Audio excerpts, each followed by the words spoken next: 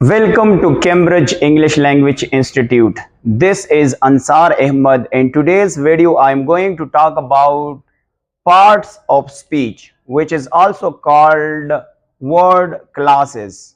What is actually parts of speech?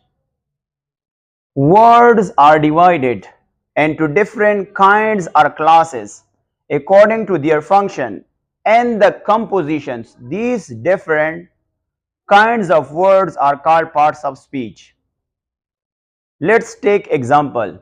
The example is she sings beautifully in the core with her friends. Here is word. Here is interjunction. It is a word. Its function is interjunction. Second word is she. What is its grammar function? So it is actually pronoun. Sings is another word. Its grammar function is verb. Beautifully grammar function is adverb. N is here preposition. Choir here is the choir is here noun phrase. With is here preposition. Her friend is here noun phrase. So if you look at this sentence, there are many words. They have their own function. They have their own grammar functions. These grammar functions are actually called parts of speech. Let's take second example. Second example is she and I quickly ran around the corner of the old house with excitement.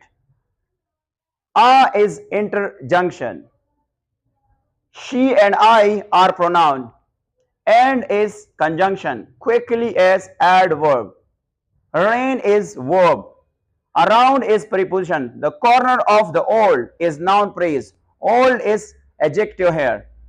And then we have with is prepositions. Excitement is noun.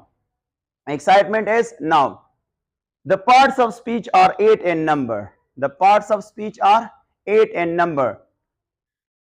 Here we have some grammarian consider article is the 9th parts of speech.